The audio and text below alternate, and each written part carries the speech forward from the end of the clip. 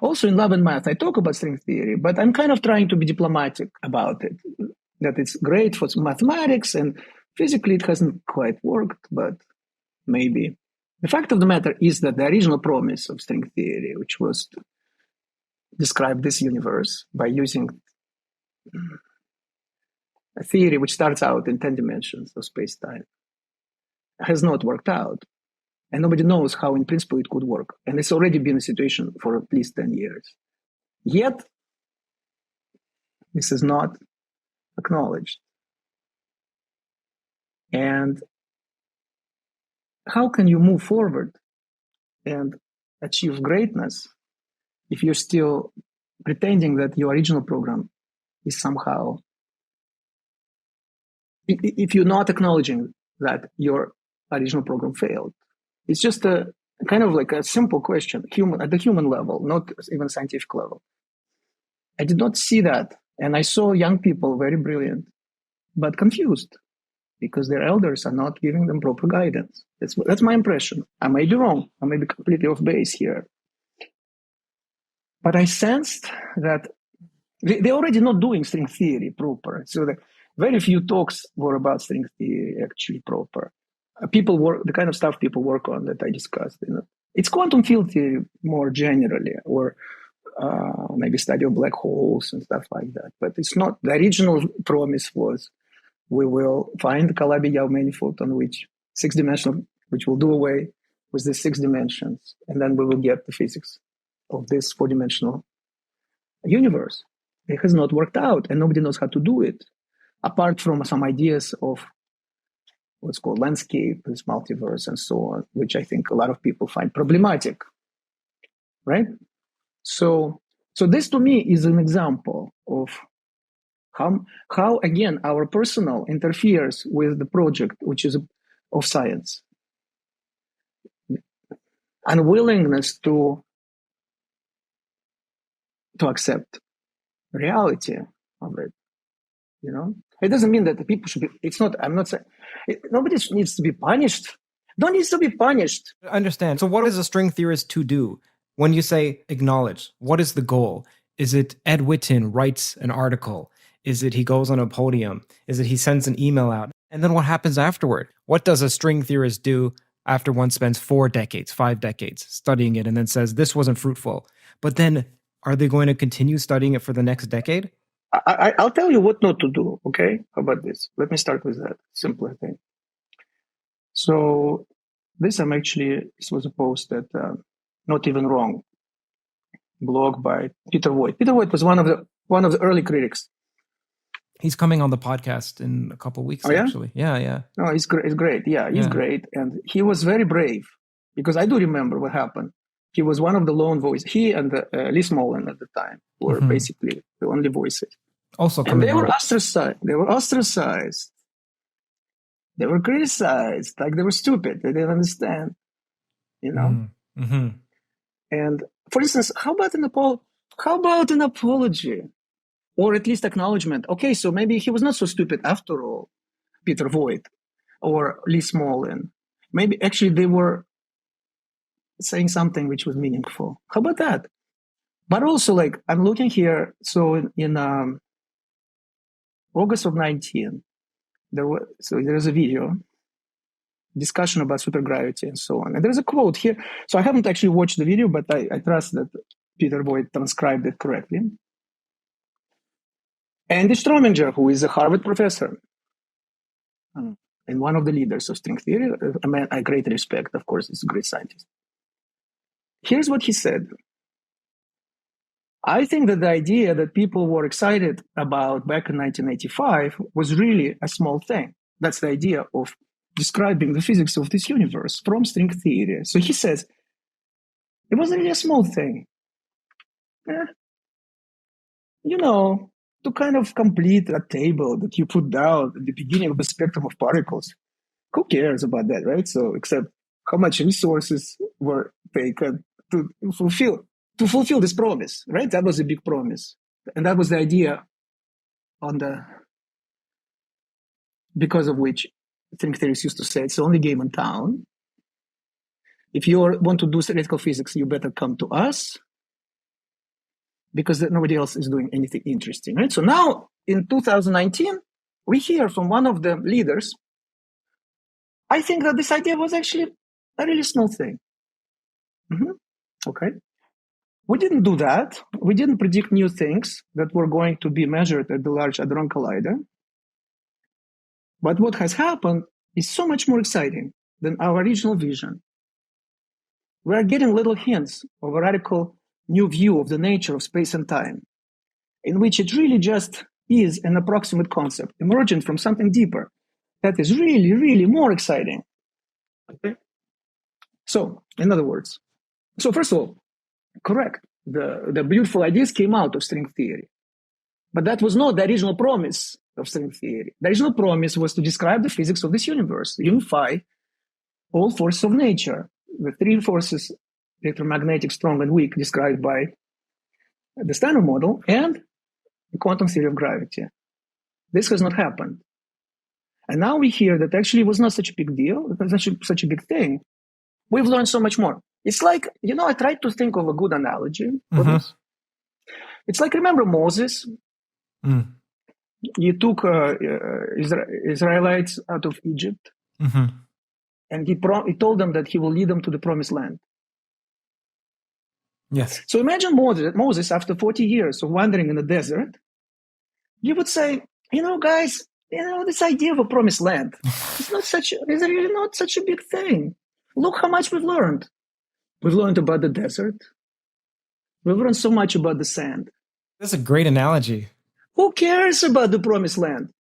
What do you think would people say to him? And yet here we are.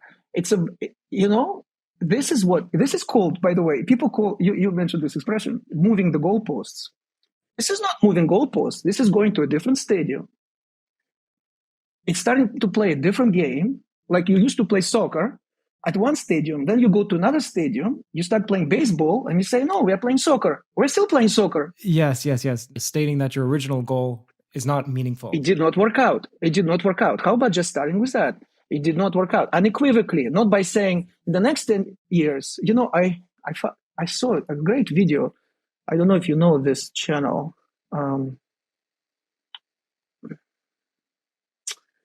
It's Angela Collier. She has a very nice YouTube channel, and she did a video about string theory, and I really enjoyed it.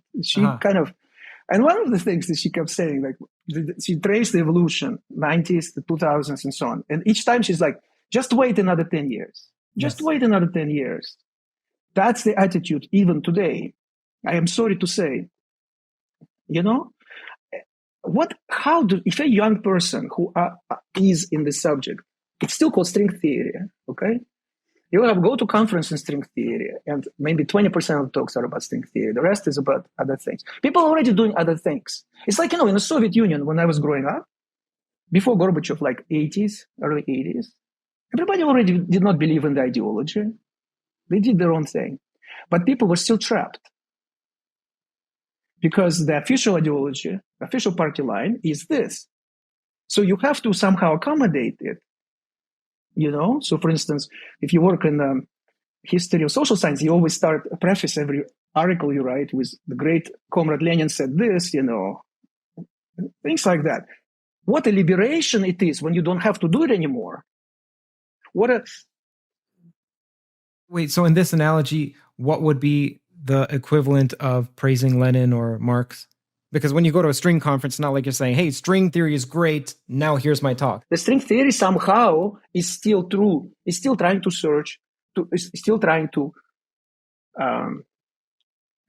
describe this universe. It's not, because, there are some people trying, but there's so many, at least say that it did not work out the way we expected, okay? People thought, and I also understand, to be carried away as a human being, it's natural. The theory is beautiful. And I have to say also very strongly that it has impacted mathematics in incredibly powerful ways. For instance, what Stromius talks about is real. The idea of emergence of space-time. And that different space-times can appear at different limits of the same theory, like mirror symmetry, stuff like that. Incredibly powerful, okay? But yes, this came up. But what about your original promise? What about your original promise? The idea was that you find what the string theory is only defined, superstring theory, in 10 dimensions of space-time. You have to find 6 dimensions, which the extra, because what we observe is 4 dimensions of space-time. So the idea was we will find the right manifold, the right shape on which to compactify. Reasonable. What turned out is that there are too many choices. But there is more. Actually, this one question is that you cannot pin it down. It's worse because actually dynamically it doesn't stay static. It changes also, the Calabi-Yau, because there are modular space of Calabi-Yaus. It's not rigid. Many of them are not. So it's moving and it becomes singular, and nobody knows what to do with this. So in other words, the magnitude of the problem. Yes, it's possible that somebody can solve it, and I'm not saying they should not work on it. Of course, work on it. But they shouldn't deride other attempts. But they were extremely heavy-handed. There's no question. Like in the same blog of Peter Voigt, I suggest people to read a testimony from David E. Kaplan. He gave an interview. It's a post from October 22.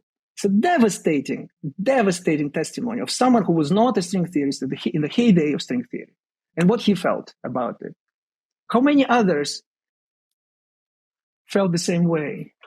Not to acknowledge it, not to admit that this would happen.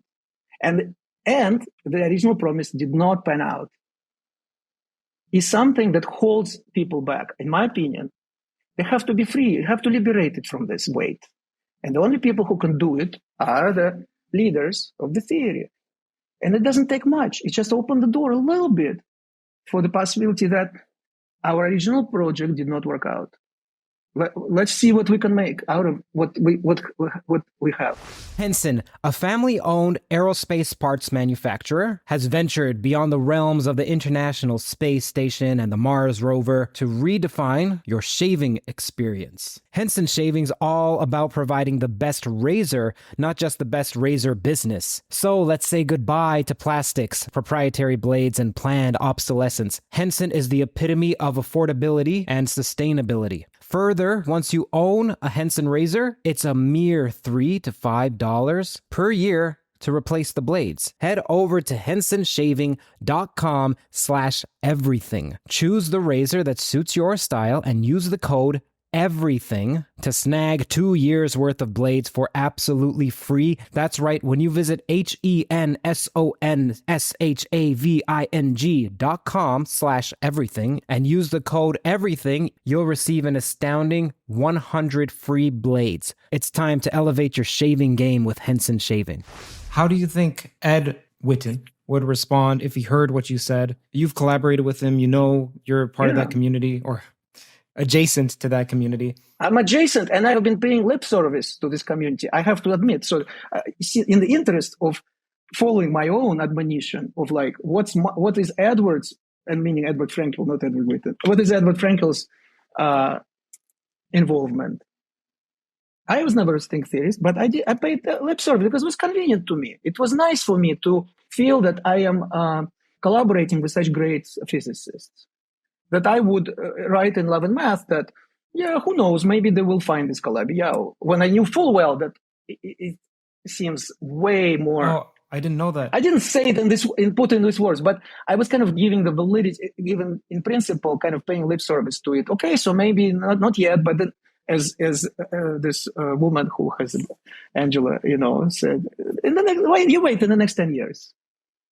So I was kind of giving lip service to it, you see.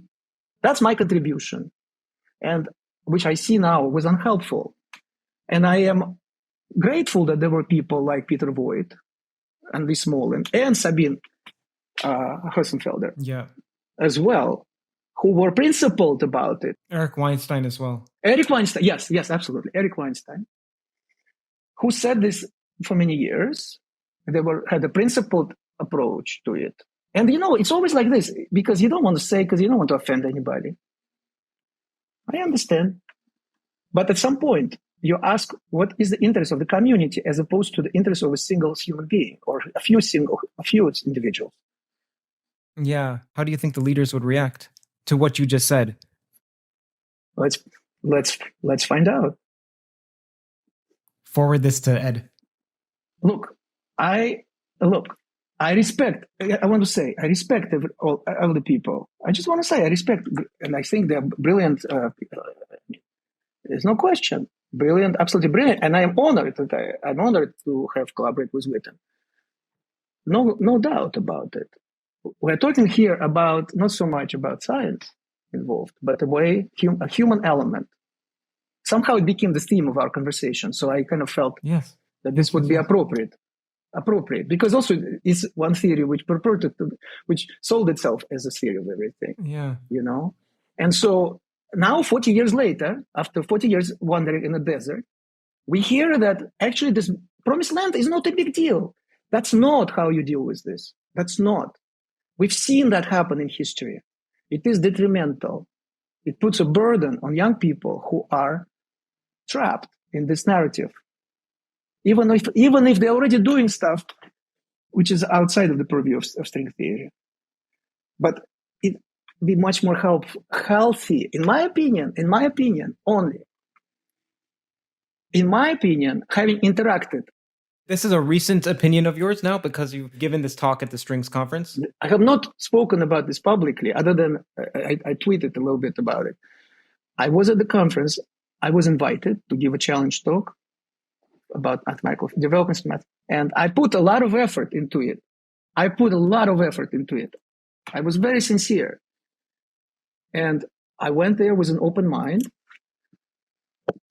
What I saw and experienced during this week, 5 days at this conference, was what led me to reconsider my position and led me to speak about it now, what I have just said. Because on the one hand, I saw brilliant young minds. Yes. On the other hand, I saw the leaders. And no hint from the leaders that somehow maybe we need to rebrand or pivot or evolve, Other than obfuscation. They didn't say that. But then I started researching these are the quotes I found. I find it not very convincing. Does this strike a nerve with you? Because you also see a parallel with what happened to you when you were 16, which is this older generation leading astray the younger one. No, that's too loose of an analogy. Yeah. I don't know how you make this connection. No, of course it is. Of course. But because I put myself in the position of these young people. So, you know what I mean? So, yes, of course. But this only proves... I'm not saying that makes it irrelevant or that it impacts the power of it. But see, I am aware that my sensitivity of this, that I care. Other people maybe wouldn't care. So, okay, you're invited to some conference, you go and speak, and okay, you feel some of that energy, so to speak, But okay, it's not your job, so just go and do your thing. Yet, I somehow feel compelled to say this, right? Why? I know why. I'm sensitive to this thing. And so you're also able to observe it, much like people who advocate for breast cancer research. Maybe someone who was close to them was affected. Doesn't mean breast cancer, you shouldn't invest in it just because you have a personal motivation. No. I'm able to see it. I'm able to feel it. If you enjoyed that clip, then the full podcast is out right now. You can click around here. Enjoy. Subscribe to Theories of Everything to get notified of upcoming podcasts, as there are new full-length podcasts every week on the topics of mathematics, physics, consciousness, free will, and AI.